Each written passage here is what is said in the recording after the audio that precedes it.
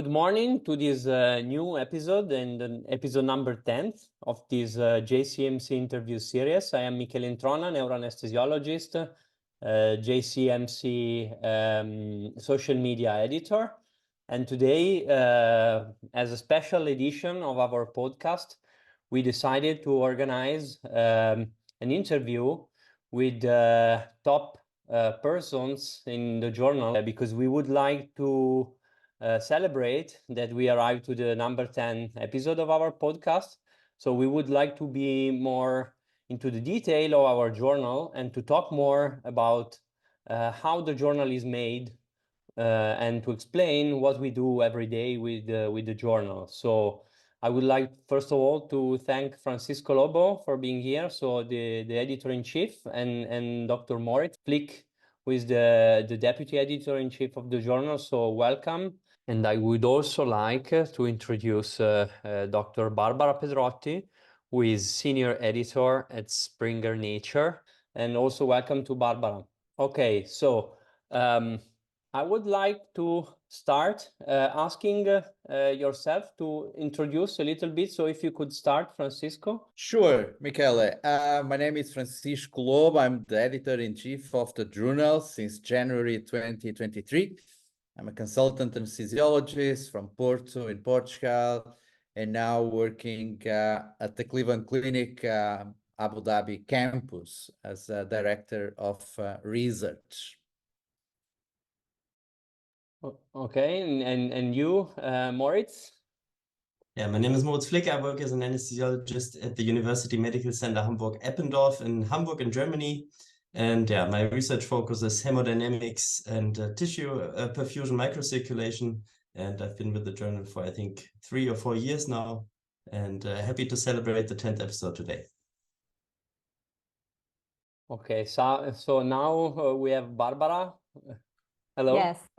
Hello, thank you, Dr. Introna, for the nice presentation and introduction. My name is Barbara Pedrotti. I'm working in the Milan office of Springer Nature as a publisher, and in my role, I'm the main point of contact with many stakeholders. That means authors, reviewers, editors, the production team, the research integrity team, the sales marketing teams, and I'm granting that everything in the journal is running smoothly.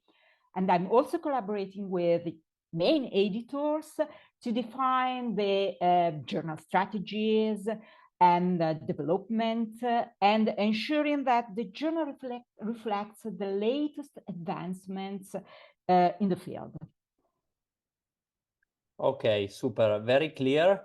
So I would like Francisco to start with a little introduction on what is the history of the journal. Yeah, so in 1985, Dr. Gravenstein, Smith, and Ream they start one journal called the Journal of Clinical Monitoring.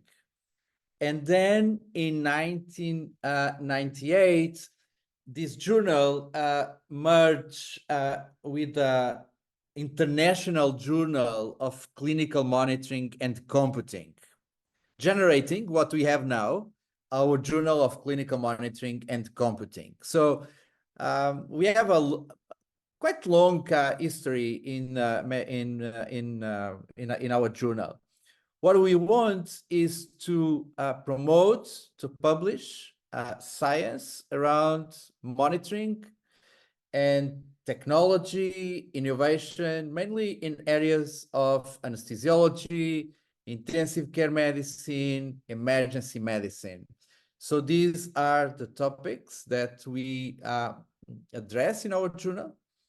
And now that if our readers go back to the editorial that I wrote 1 year and a half, almost 1 year and a half ago, in the issue of February 2023, that I titled "On Stars and the Roadmap for a Journal," I tried to highlight the role of this journal in this new time of precision medicine, of personalized medicine, monitoring the individual patient and then applying new technologies to our individual patients is the challenge that we have, and is the aim of our journals to publish papers around these topics. So my feeling is that our journal is a little bit horizontal in terms of it's quite broad as a topic. So this is, I think it's in an era of hyper specialized medicine. I still think this is a cool feature of our journal. Absolutely, and if you look to the group, the current group of associate editors that we have, we try to cover all these fields. For example, I'm connected with neuroanesthesia, with the drug pharmacology. Moritz can give his example. But yeah, I fully agree with you that we cover all these fields, and we try to catch the attention of this broad area of expertise in our journal. Moritz, what do you think about that? To my understanding, I completely agree. The journal always has been a place that brought together more technical engineering type of studies and research, but also the translation into clinical practice. And I think over the last decades, we have always published articles in the journal focusing on innovative technologies, but also the application in the patient. And I think over the last couple of years, we also see a couple of more randomized trials in the journal, which I think is a great development.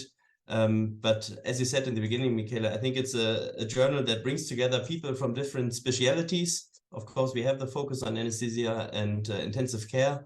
But I think we would always be happy to broaden the spectrum of papers published within the journal. And I think especially over the last couple of years, the development in technology, and I think we will touch a little bit on this regarding, for example, artificial intelligence. The field and the type of articles that we are publishing is always evolving, and there are new subjects coming up, and others may not be developing any further. So yeah, we are always happy to have new articles, new types of articles, new research. And I think this is what characterizes the journal in comparison to others, which focus more on one clinical field in particular. Exactly. So it's I think this is a very important point. If you, Barbara, could just update the general public on the journal current status, and how are the performances going, and what are the metrics of the journal? Sure. I agree with Dr. Flick and Professor Lobo that we are attracting more and more papers, and we are reflecting the emerging trends of research publishing in this field. And as I can tell you, in the last 5 years, we increased our submission by 40%. Last year, we reached the target of more than 600 submissions, which is a good amount of submission. That means that the interest in our journal is rising. We were expecting a similar increase in the article publication, but as a matter of fact, we recorded an increase in the rejection rate. So published content grew by 7% in the last 5 years. But despite of this, we are gaining market share anyway, because if we look at the field of anesthesiology or critical care medicine, in the last 5 years, anesthesiology contracted, the field of anesthesiology, while the critical care medicine field remained more or less the same, while we grew. So we are gaining over competitors, and that's important. And another thing that is very, very important is usage. Usage is remarkably increasing in our journal. Last year, we had something more than 500,000 article downloads, with an increase of 3.3 times in the last 5 years, which is really remarkable. And another thing that it's very important, our journal is overperforming the anesthesiology and the critical care medicine field in terms of open access publications. The research publishing market is quickly moving toward open access. Last year, we recorded 30% of all published papers that were published as open access publication, towards a 29% of the anesthesiology field and the 13% of the critical care medicine field. So we are doing better. We are really reflecting the research publishing trend, and that's very, very important. Absolutely. And I also would like to update about our numbers regarding the social media activity, because since September 2022, we started a social media strategy that led us to have about 800 followers on Twitter. We also recently opened a LinkedIn account that is going very good. So we are at about 600 followers at the moment, with numbers that are increasing very fast. And we are very happy because the reaction we got from the audience in the social media environment is very positive. People are interacting. We also opened this video and podcast interview series, and we arrived at episode number 10. So, and also the numbers on YouTube and Spotify are slightly increasing. We still need to work on the share of the YouTube, because the viewers are still need grow, but the numbers are very good. And I think the combination of the high quality we try to produce in our scientific publications, united to the things we were saying before. So the aspect of the thing that our topics are quite broad.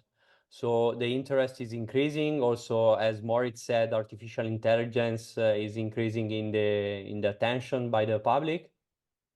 It's taking us to these good numbers. So this, in my opinion, this is the combination of things. If I may add one comment, so people always, of course, look at the impact factor as the primary indicator for the relevance or the importance of a journal. And during or after the COVID pandemic, we saw a spike in the impact factor, especially in critical care and also in anesthesiology, which was not as visible for the Journal of Clinical Monitoring and Computing. And I think this also reflects that we kind of stick to our subjects, because COVID, of course, not directly falls into clinical monitoring and computing, and it didn't lead to quick innovation or subjects that were or should have been published in our journal. So I think the progress that we see over the last couple of years, also in the impact factor, and the things that have been started over the last 1 or 2 years will soon also, or we hope that it will be reflected in the impact factor, and that the increase in quality that we see in the journal will also be visible there. Yeah, absolutely. And I mean, my experience is that after 1 year of opening the accounts, the social media accounts as well, people were interested in what we were doing. So just taking a look in social media, they were asking, "Oh, guys, this is interesting." So the feeling, there was a positive feeling that it's probably not reflected in the IF number still yet, at least, but you feel that over there something is happening, and this is because of the combination of the things that we said.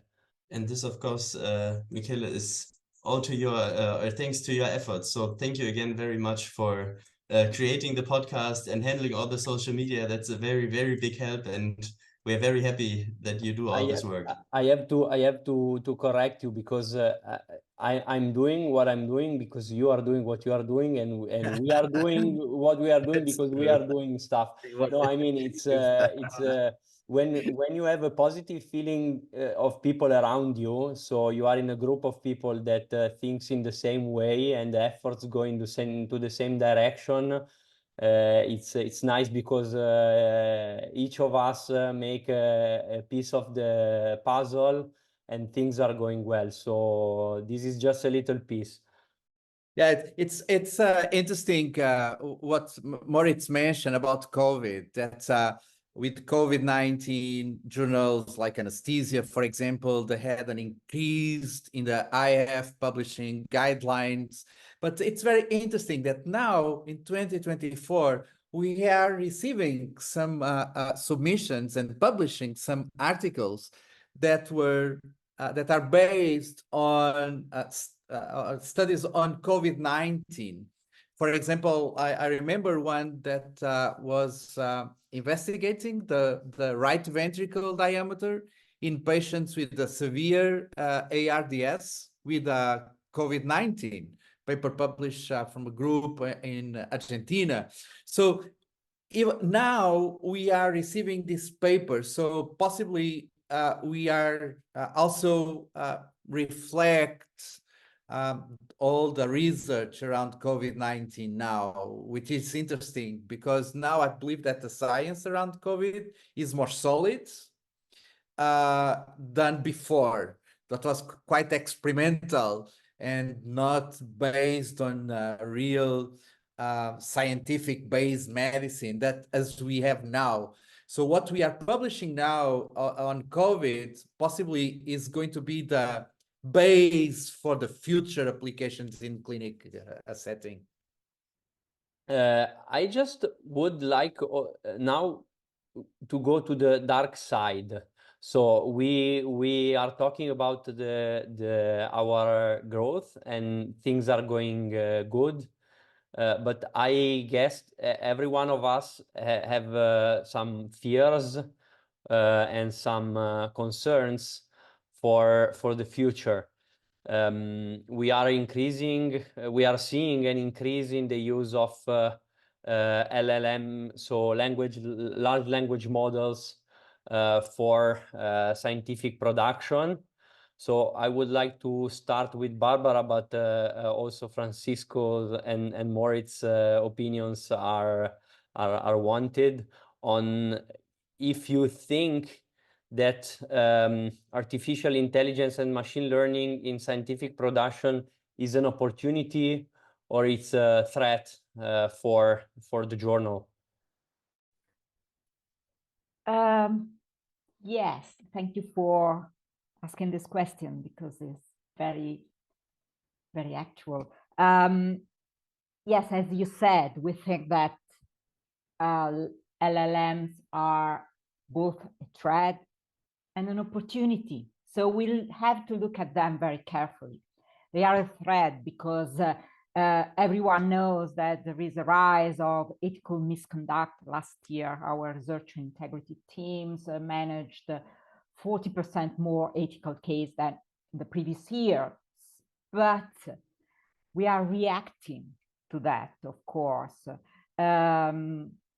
We have adapted our editorial policy to the new LLMs. For example, the LLMs cannot account or do not comply with authorship criteria, and authors have to disclose in manuscript the use of these LLMs.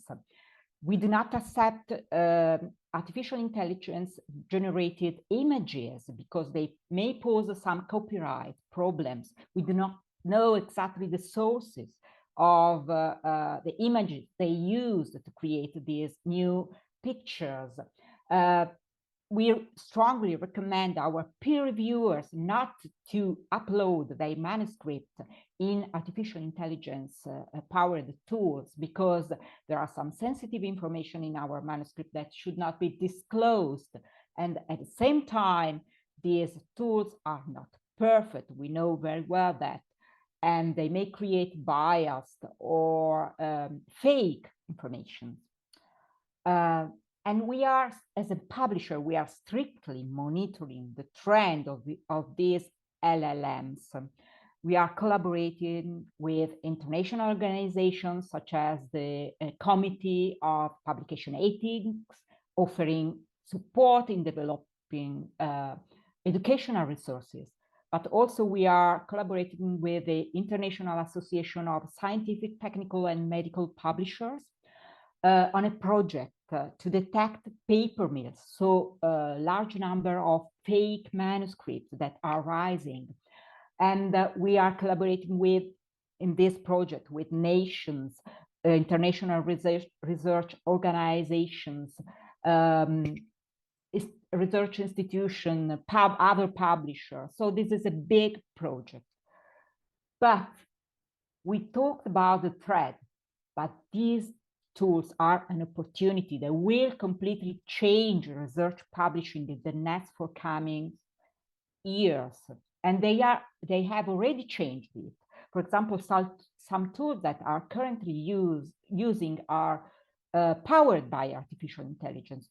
I can mention Authenticate for plagiarism detection. I can mention Reviewer Finder, which is integrated in our submission system. I can mention Curie. Curie is a new tool that has been introduced this year that creates edited and powered English language manuscript within few minutes. And we are offering a free edit to our authors this year. And what else? We can think about Geppetto. Geppetto is another tool that detects nonsense text within manuscripts that are submitted. And all manuscripts submitted to our journal are screened for nonsense text. So we are really, these tools are a resource, but I think that many tools are still under development, and in the next forthcoming year, the editors, authors, and the reviewer journals will be completely different and improved. Yeah, thanks, Barbara, for this review about AI in our journal. I fully agree with you that these are the two sides of the same coin, the good and the bad things coming from artificial intelligence. And but it's a big challenge. Every time that one paper comes to my desk and then I start to flow or reject immediately or send to the associate editor, there's the second filter. By the way, Michael, I think that it's interesting to give this information how the flow is going on. So the first filter that I'm doing in all the submissions, despite the use of the previous screening done by the editorial office before, I still find many submissions based on mill or submissions that are mill papers. I still find some submissions with nonsense research there. And we have some, we are learning ourselves also during this time. So we start to see some words that are very commonly used in this paper. So we are alert for this nonsense sentence that we have. And the danger of this is and it happened already, I believe, that some papers are absolutely, or some submissions are absolutely serious, but I assume it's the high risk that we have now, that we say, we feel that it is a fake paper or it's fabricated, and we reject. And sometimes I assume, and I have to apologize the authors, that we may place in jail good, something that was serious. And the opposite also, we may skip some papers that are based on artificial intelligence. And finally, the good thing that I believe that may be used is to improve the language of our submissions. I have nothing against when authors using AI softwares to edit the language. It's going to save time, because in many submissions we have to ask a revised version, improving the English, and this, I have nothing against that. So it's useful to use for authors to use this kind of artificial intelligence software. So, but we are living at challenging times regarding this, and you cannot imagine the numbers of submissions that we receive that are based on this completely. And very interesting, in our journal, that is quite a niche of science. So we receive papers on topics that have nothing to do with our journal, but nothing. And I don't believe that the authors skip that our field of the field of our journal, and it's impossible that they don't know. I could give you some examples, a lot of them, that are completely unadjusted to submit these papers to our journal, and this it's the result of this problem. And I don't know if Moritz wants to add it. For example, Moritz, as one of associate editors, he received papers that sometimes I assign to him, and is the second pass filter, and possibly he rejects something that I skip to reject, right? I completely agree that artificial intelligence and the use of these new tools can be extremely helpful, but I also agree that we are currently in a time or situation where we cannot be certain that everything that they provide is really the truth and really helpful. And of course, these tools can also be used to fabricate not only manuscripts, but also data. So there's also some dangerous side effects. And I think, first of all, authors should always be transparent when they use these types of tools. I think everybody should at least try to use them, because it's really amazing what you can do with ChatGPT or other tools which create images and so on.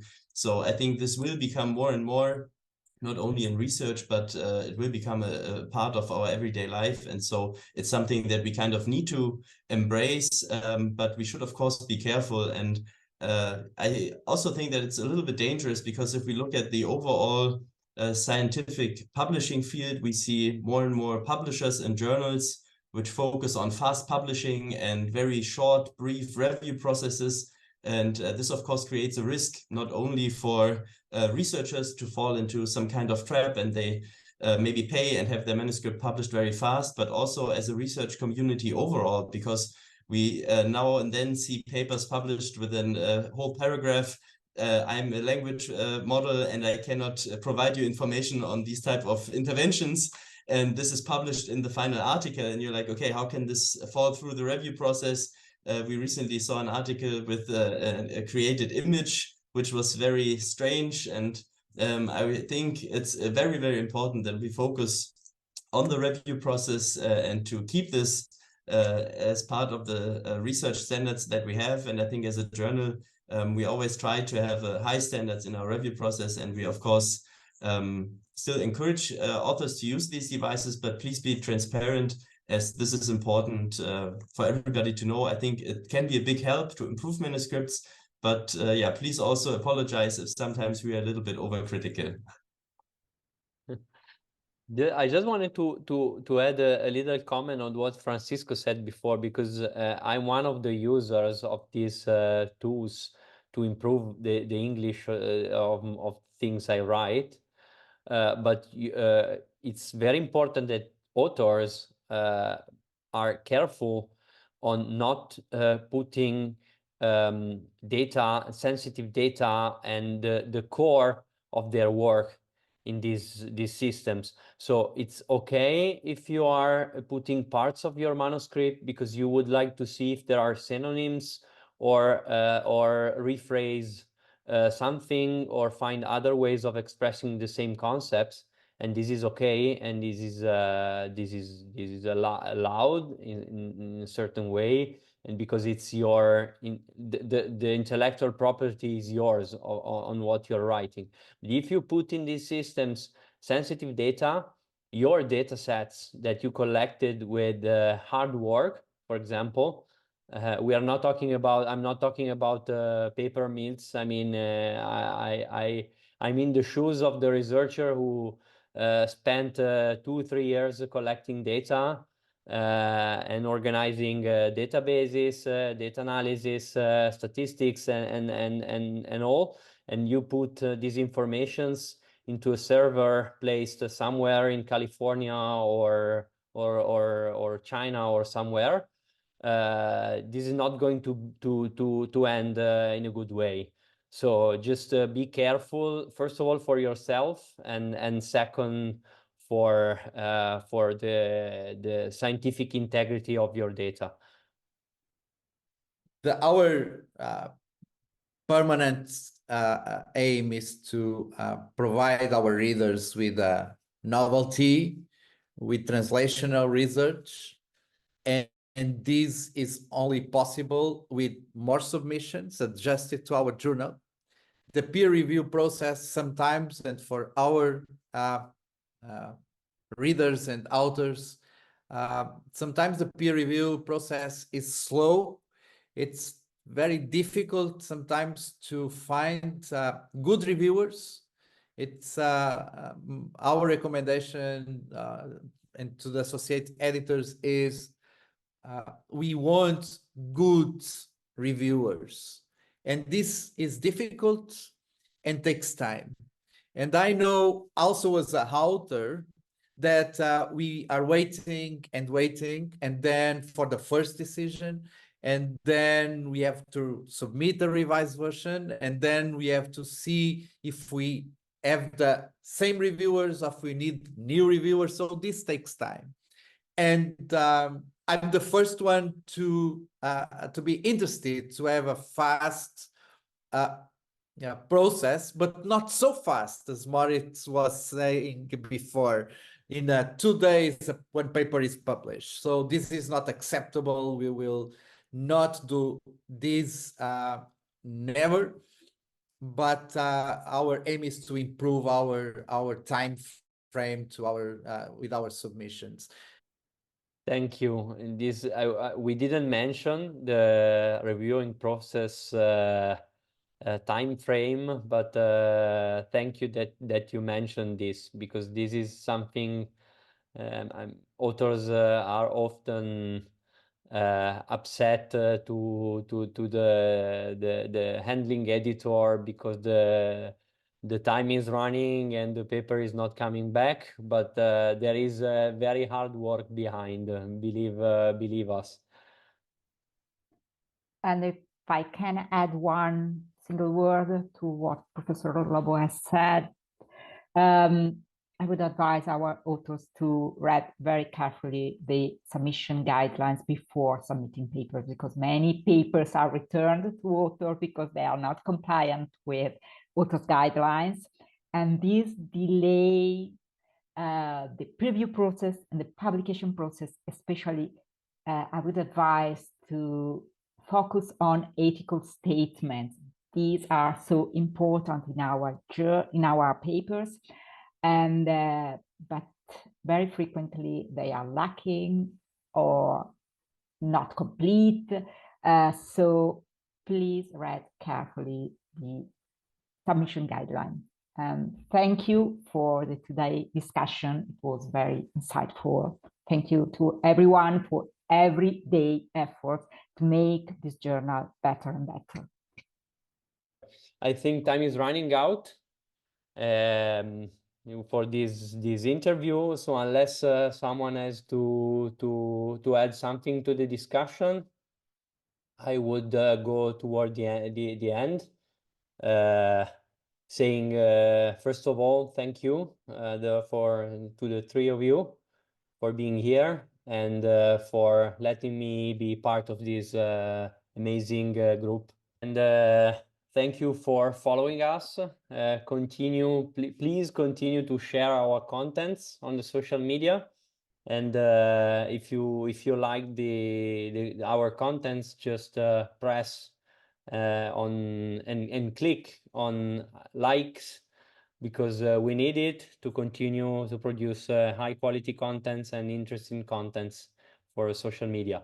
So thank you to all of you, and to the next episode of the JCMC interview series. Thank you. Just a final word to all our associate editors. We have a new group. We have also a new general editorial board coming out in the next few days. And of course, a special thanks to all the reviewers who work for free in the name of science with us, and to all the authors doing submissions that we want to have more and more, and to publish, I would say, not more, but better. So thank you all.